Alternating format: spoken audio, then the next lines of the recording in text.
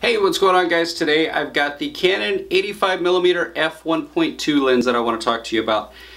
This lens is beautiful, it is sexy, and it's legendary, and it's legendary for good reason. This thing will deliver some stunning images. There's not a lot of bad things that you can say about this lens. Yes, it is heavy, and yes, it is extremely expensive, and the autofocus is a little bit slow. But for portrait photography, it's hard to find a lens that beats this. You're able to just completely separate your subject and get an incredibly shallow depth of field. It just really gives some amazing image quality. Like I said, for portrait photographers, it's hard to beat this lens. You know, I've seen a lot of people say you can't use this for shooting things like sports. I disagree. Yes, the autofocus is a little bit slow on this.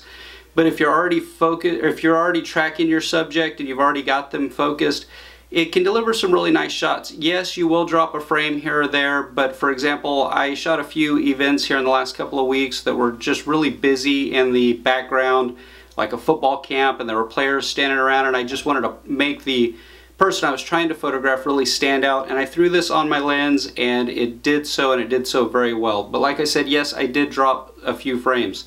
I did run into a little bit of a problem. I tried to use this to photograph at a play, and I had some problems with the autofocus being consistent in the low light situation, but for the most part it did very well. So this is the kind of lens that if you want to make your friends jealous, your photographer friends jealous, and give them lens envy, buy this, put it on your camera, and if anybody knows anything about photography, they know that this is a special lens.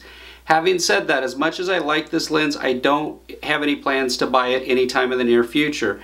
It is really geared for a portrait photographer, even though, like I said, you can use it for events and sports photography with the caveat that you're going to drop a few frames. But I personally think that the Sigma 8514 is a much better value. It's about half the price, the autofocus is faster, and it delivers almost the same image quality, and it's a lot lighter. The difference between shooting at f1.4 and f1.2, although it does exist, to me it's not significant enough for me to invest the extra money to buy this lens over the half the price Sigma lens. One other thing to be aware of whenever you use something like this, you're going to want to invest in an ND filter, especially if you're going to be shooting outdoors. At f1.2, even shooting at 1/8000th of a second shutter speed in a bright sunny day, the shutter speed was still not fast enough to get the exposure proper. The images were overexposed. So you're probably going to want to invest in an ND filter to be able to shoot wide open. And if your type of photography isn't really designed, or you don't shoot wide open at like f1.2, you're really kind of defeating the purpose of buying this lens.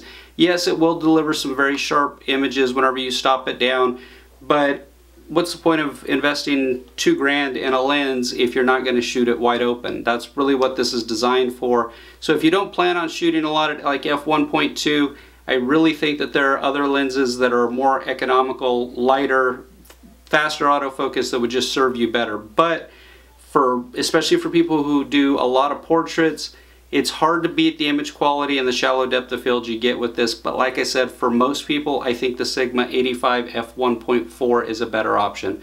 So hopefully that helped you guys out. If you guys have any questions, leave me a comment below. Thanks for watching.